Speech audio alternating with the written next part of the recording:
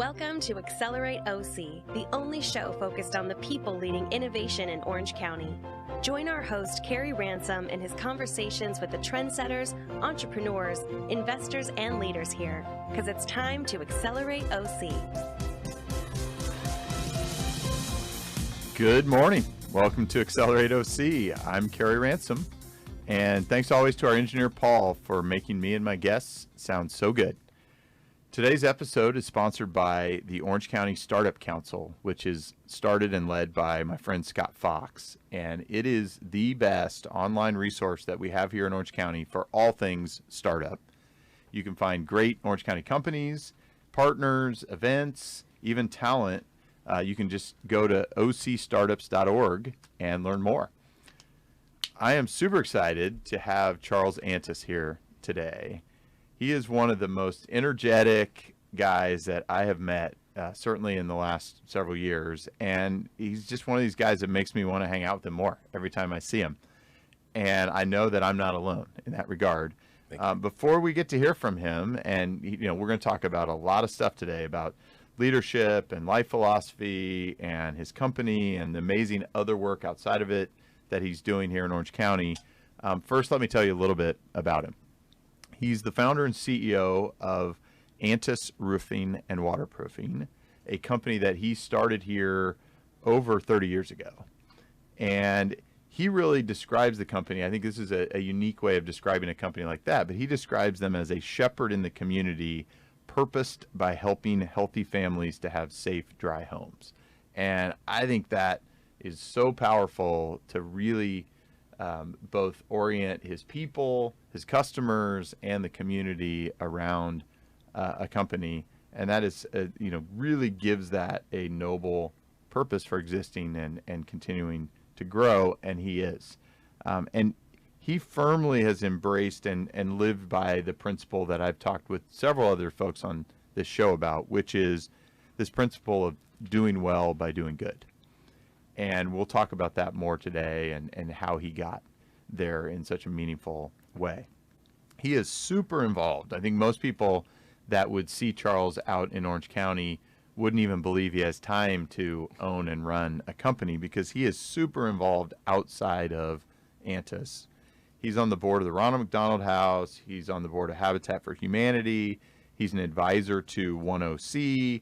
And he's also on the board for the National Roofing Contractors Association, which is his national association for his industry. And for the last 10 years, Antis has donated every roof installation in Orange County of every home built by Habitat for Humanity. Just amazing. What I've seen from him as well, and a big reason why I wanted to bring him on here, is I just see an innovator's mindset in everything that he does. He is always challenging. How can he be better? How can he do more? How can he multiply? And I just find it so compelling. And I see a guy who's constantly learning. Every time I talk to him, he's got a new book that he's recommending, or now he's even talking about writing one, which is awesome, and I am super excited about. And it's just inspiring. And he's taken what, many on the outside might consider to be a boring business, roofing, and he's elevated to the top of its game nationally, and he's been recognized for it. And he also, refreshingly, he says what he thinks and he shares what he believes. So one of the things that struck me when we first met at his office was also just how cool it was. The office itself. I felt like I might even be in a tech startup office when I was there, which I remarked to him. And so we're going to talk about today, why he did that. That was the cool people there, though. Yes. And, for most of my crowd in the tech world, you'd never expect to see that from a business like roofing. And then finally, he's embraced social media, and we were just talking off the air about, 10 years ago, being him may not have benefited him, but he's embraced social media like few have. And, he shares a lot of the great work that he's doing in the community through that. And I know it's exciting and inspiring and empowering others. And so we're going to talk about that as well. I could spend probably the whole half hour just introducing him, but Charles, it's so great to have you here on Accelerate OC. Welcome. Thank you, Carey. I'm super excited to be here. Pardon the hoarse voice. It's all good. I'm sure everyone will enjoy the... It was the Ducks game last night, okay. I promise. Okay. Well, let's get to the starting line. So I know I've introduced the company a little bit, but give us a quick synopsis on your journey to get to where you are today with Antis Roofing. Well, it's really impossible for me to tell how we got here without telling the story I tell the most. And that's how, I kind of got started and how we kind of developed the first vein of purpose showing up in the company. So when I started the company, it wasn't because I had this great business plan. I had a skill. I could solve anything that leaked from rain. I discovered that at the company I was working. And I started getting confident at it, although I had no desire nor plan until there wasn't enough work at the company where I worked and I had a mouth to feed. And so in that need, I got a few side jobs, and the side jobs were fixing people's leaks. And so I got so few calls. My work one week was just putting weather stripping up on the home bedroom converted office so they wouldn't hear my daughter cry. And I got a call that week after I did that from a woman, and she claimed she had leaks in every room, and this was a really good feeling.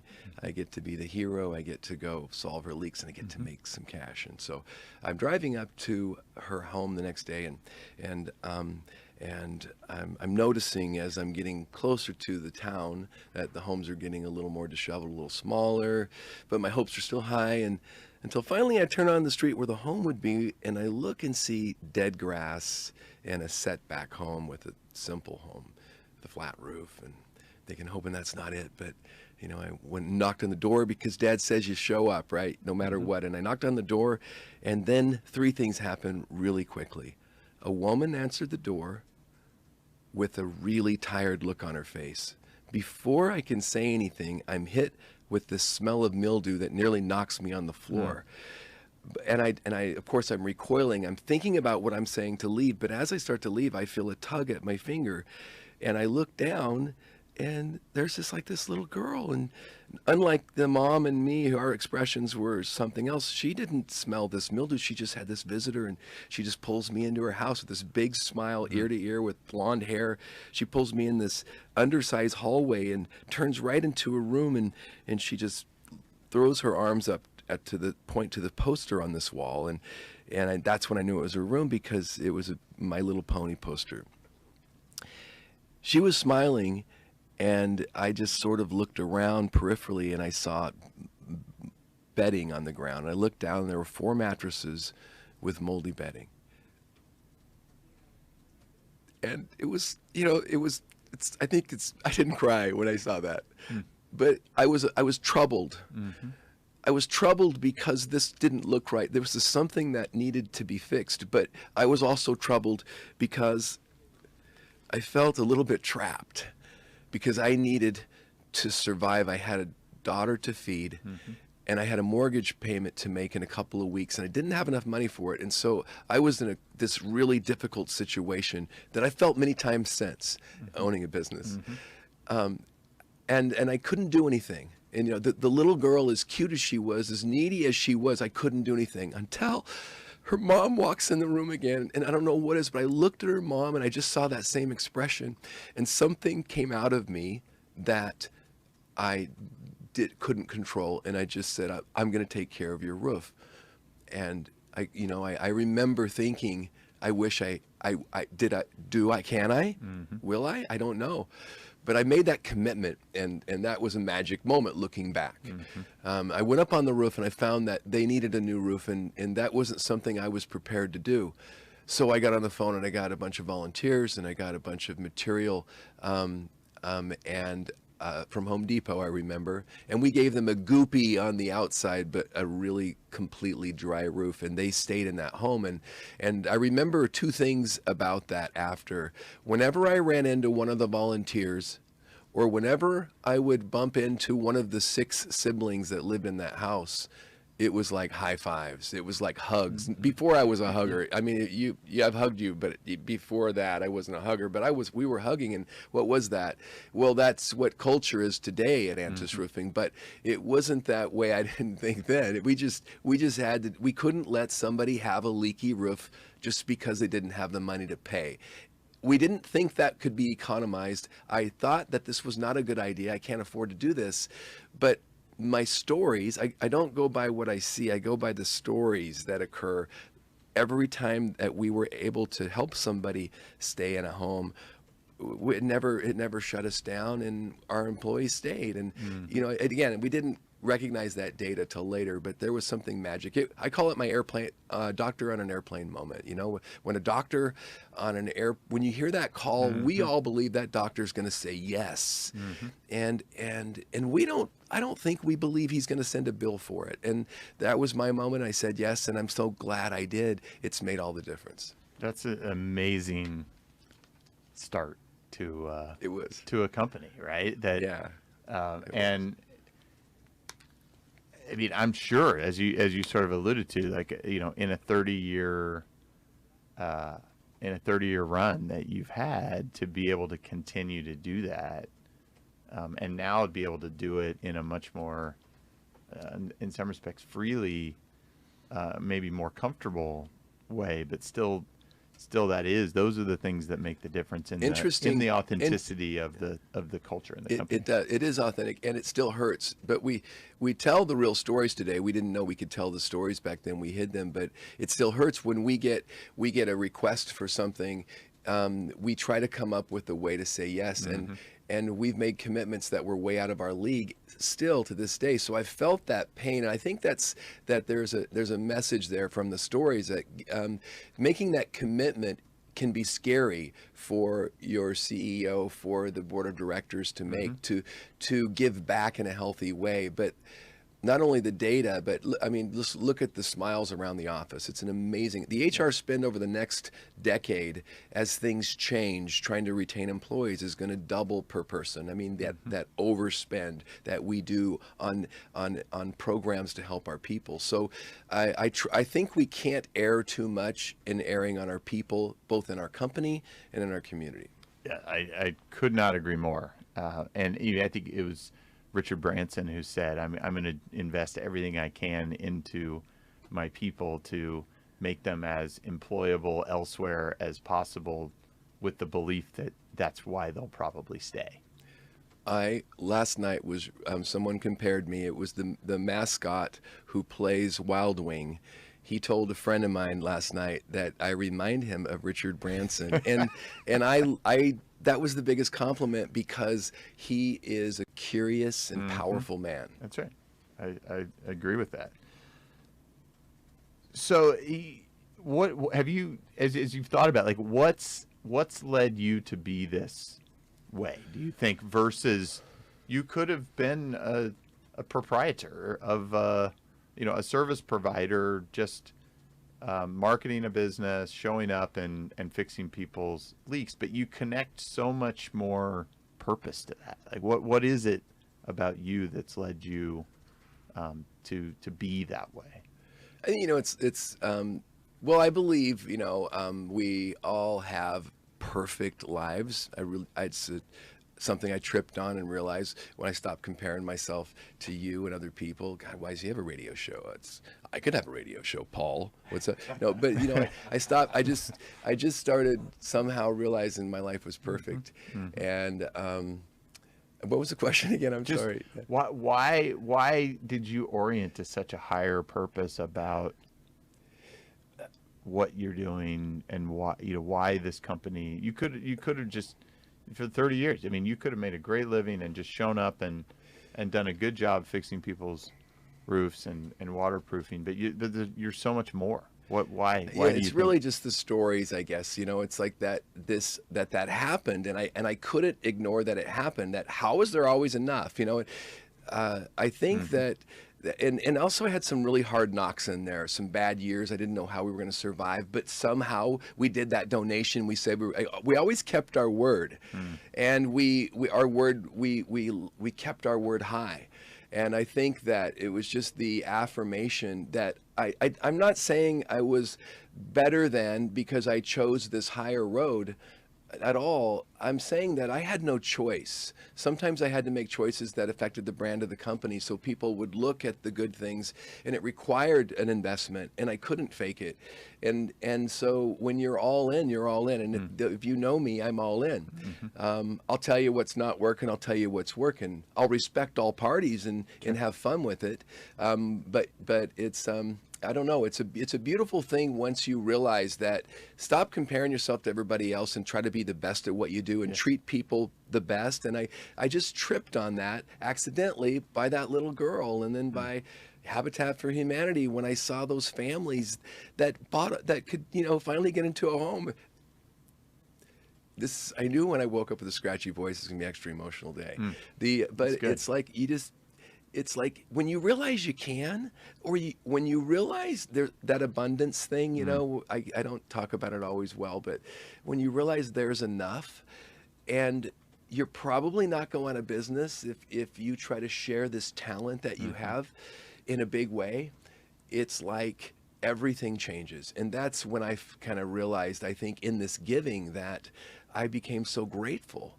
I became so grateful every day. And then it was able to, and I'm not grateful. I'm not pointing that to anybody. I'm just grateful. I see us all as one. I think everyone in the community needs to be acknowledged. And I didn't used to think that way. It's not that I didn't think that way. I just walked by like homeless people and I didn't see them. I didn't see them. And then I hear something. I have to say one thing. I have to plug Paul Leon's Illumination Foundation, because this is what shakes me. And this is what I will tell you, because I want to shake you. Paul Leon, who is the nurse who started the Illumination Foundation to help the chronically homeless, tells the story about a veteran that he found living under the underpass near death, who had lost an arm. And when they revived him, the first thing he told Paul was, "Paul, I can count on my one hand how many times I've been acknowledged by another human being in the last 10 years that I've lived under this underpass." And then you hear Paul a few minutes later tell Stephen a few months later, with his sleeve pinned up and his girlfriend on the side, graduating the Illumination Foundation ceremony, and what the transformation that happened in his life. And I would walk by that man 10 years ago, but I won't today, most days. And I think that there's a gift when you can look at this differently. And I'm way off, and I'm not telling you how I got there, but I just have a really grateful approach today, every day, with no exception. And I do whatever I have to do to make sure I'm that guy and I'm that boss.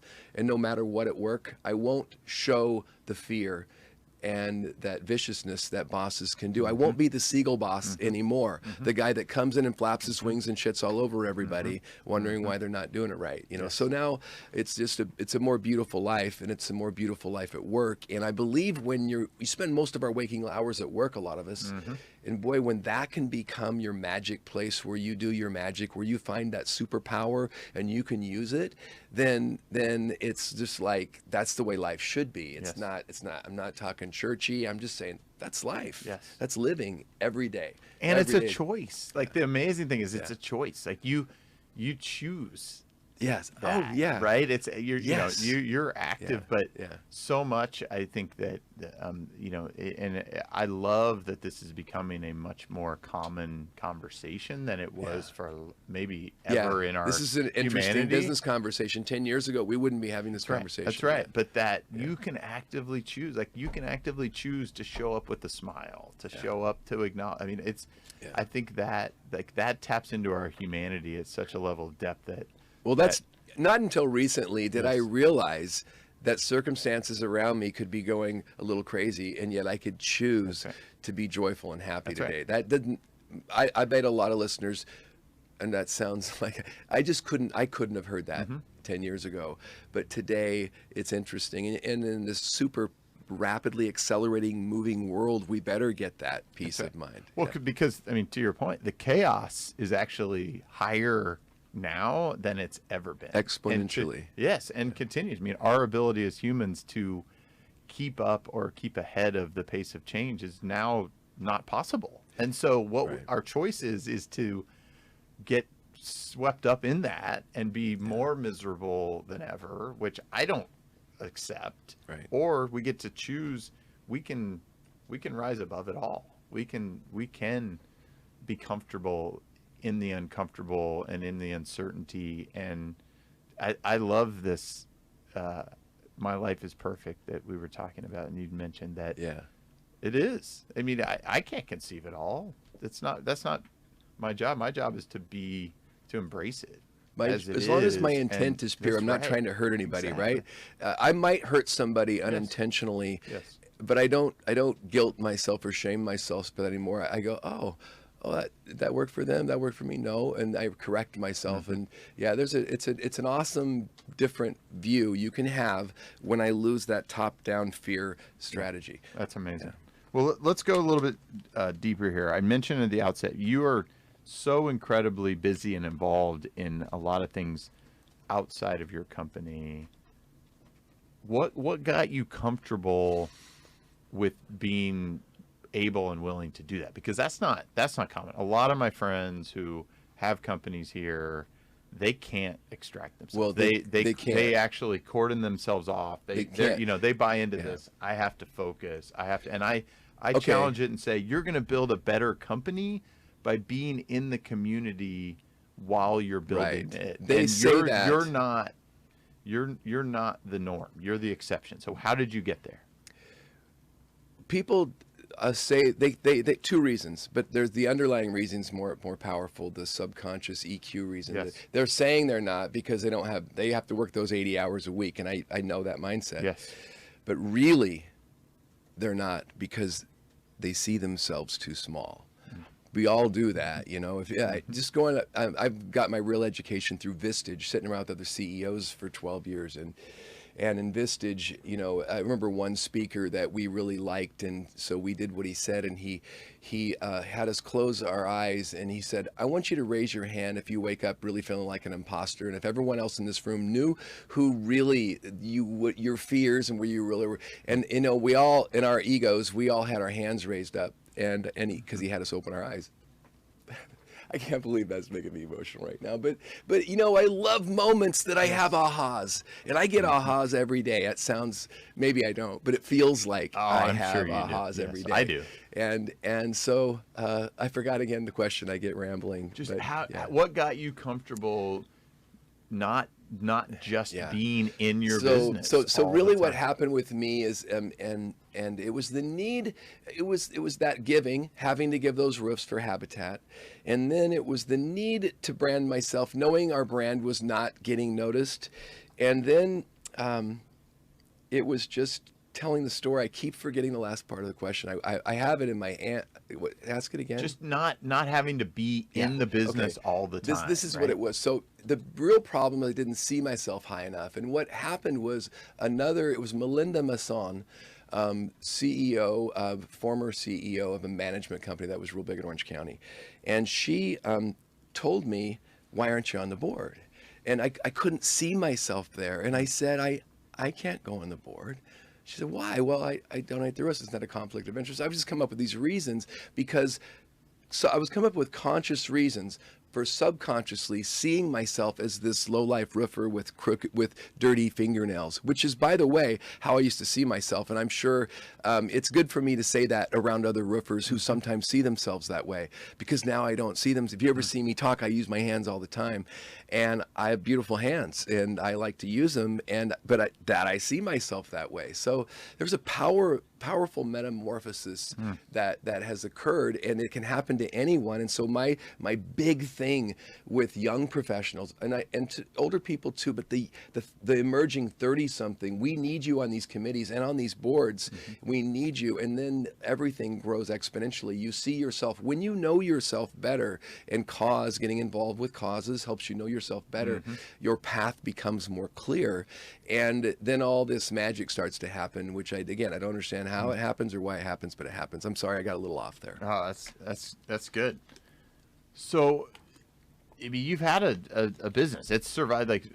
Most businesses don't last 30 plus years. 3 right? out of 5 roofing businesses will fail in the next 3 years. Yes. Across the country. That's the highest fail rate in contracting, last I heard. Wow. So that's and I think I told you when we first met, I grew up in a family business that lasted 146 years, and only is not in my family because there was not the next generation there to take it over. I mean, that lasting 30 years is an incredible run. What's changed? Like what's different today than 10 years ago, 20 years ago, and how are you looking forward? In roofing? Mm-hmm. Roofing's really different all of a sudden because, number one, you have this labor shortage. I mean, it's a real thing. I mean, we've been saying 500,000 roofing workers across the country. We just had ASU do an assessment, a study on this, and it's not published yet. So directionally, though, it could be twice that many.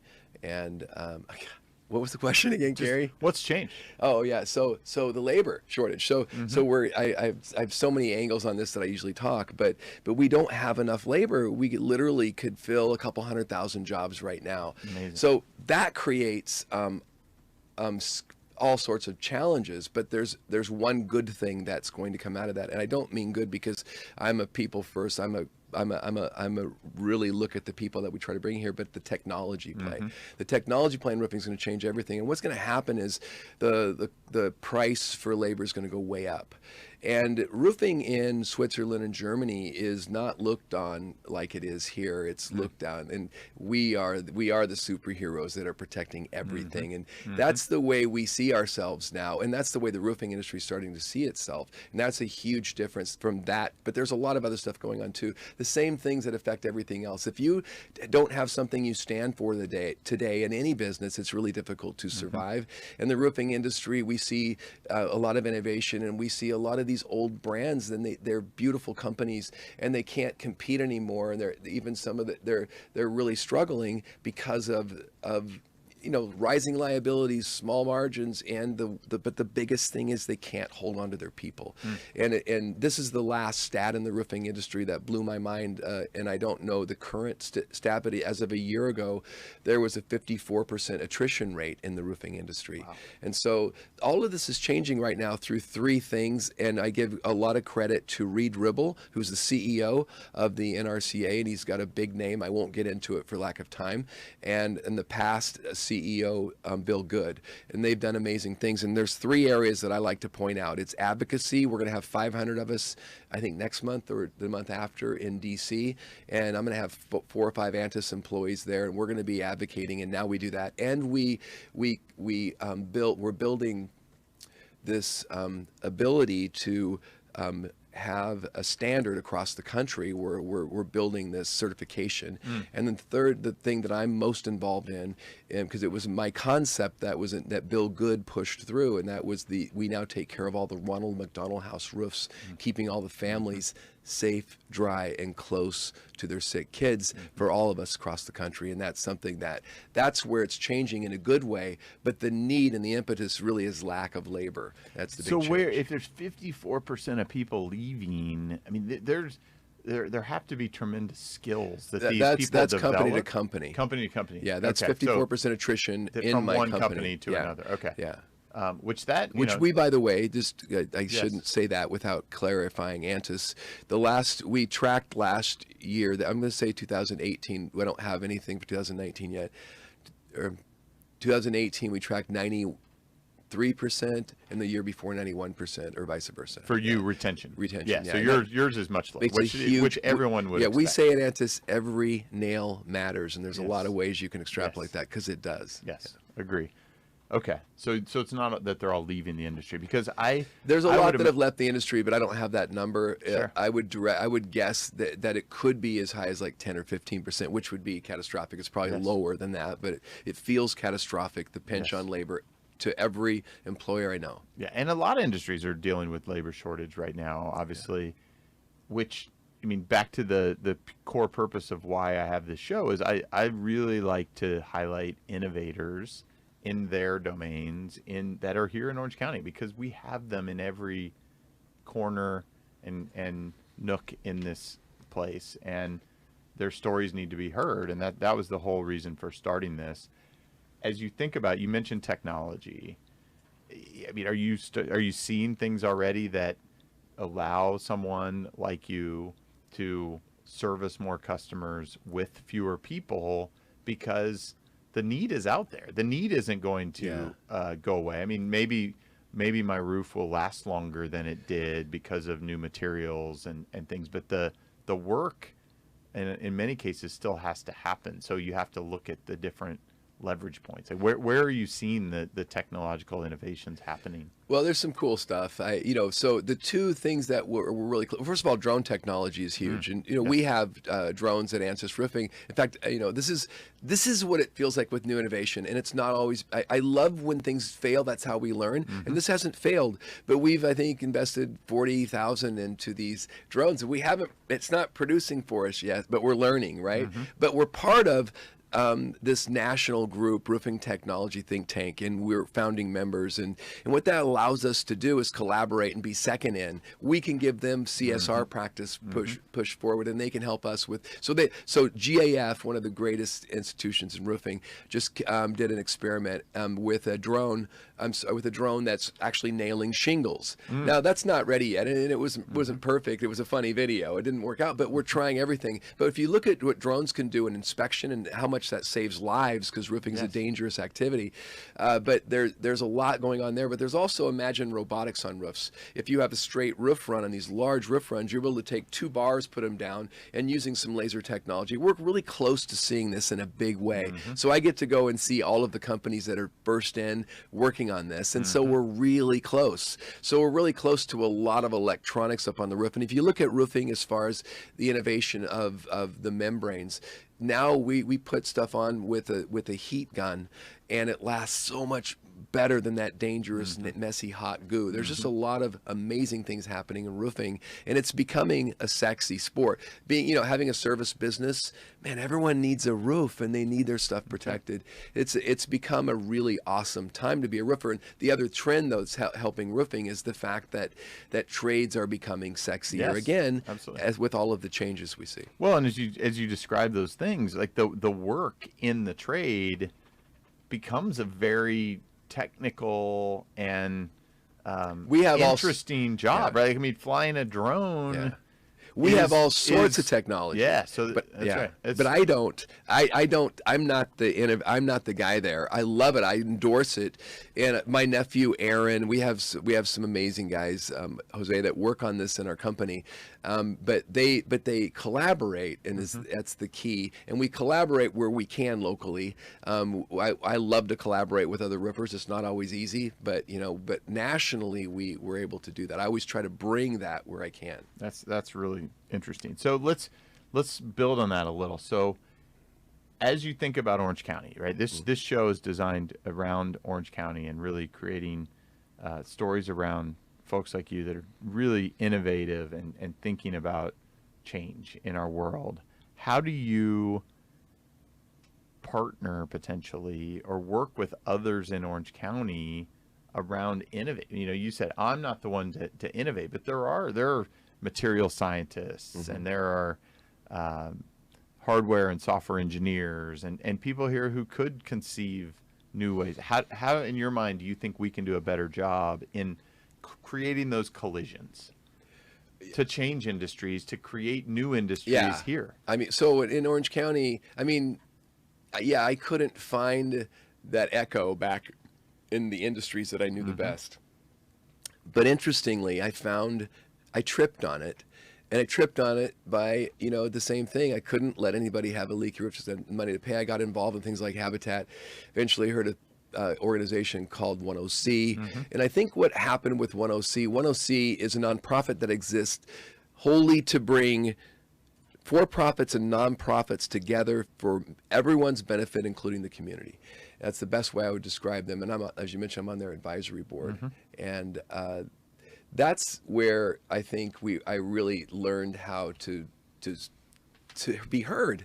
And what happens once you get involved there, I collaborate all sorts of businesses. I mean, now with the roofing companies, they're kind of a broker, because if there's a roofing company that really wants to do the right thing, go through this company, they'll hook you up. And I'm not saying it's happening in a big way. Sure.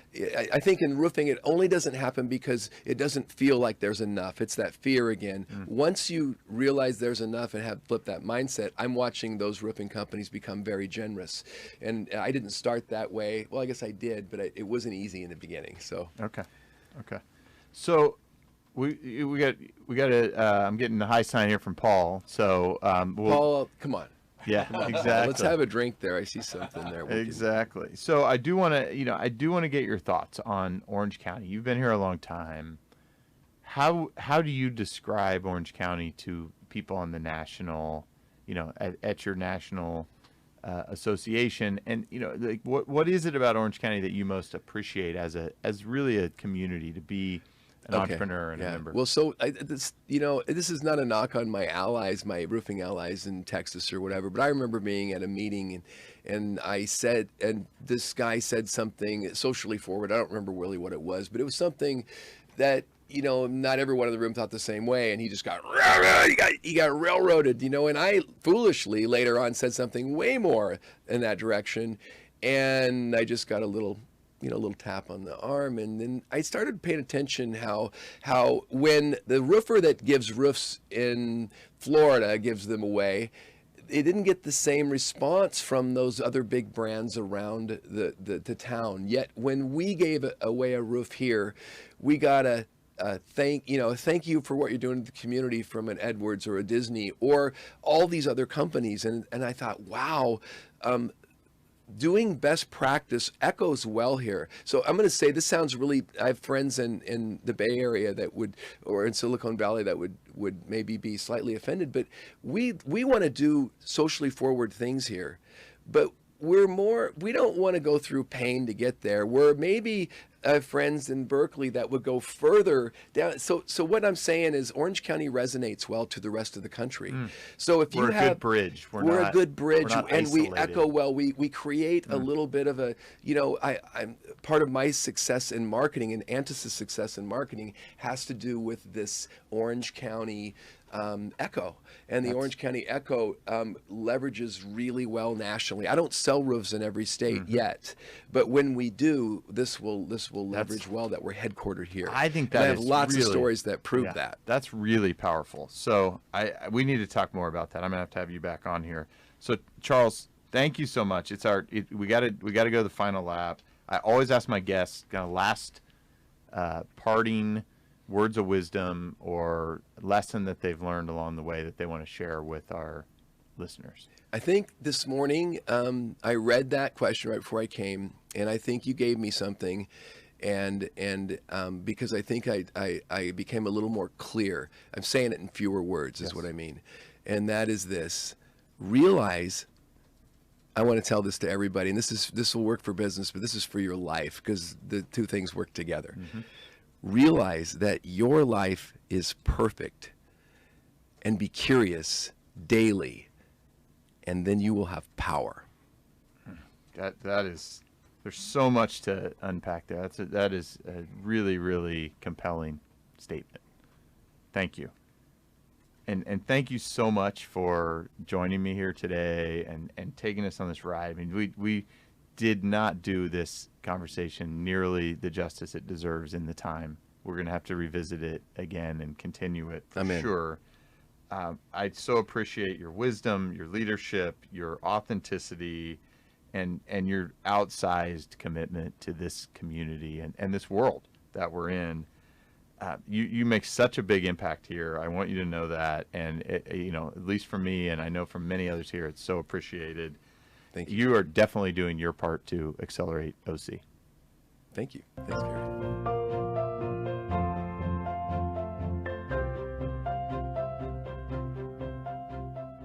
You've just listened to Accelerate OC. Join our live recordings every Tuesday morning at accelerateoc.com or listen, like, and share anytime from your favorite podcast spot. Let's accelerate OC together.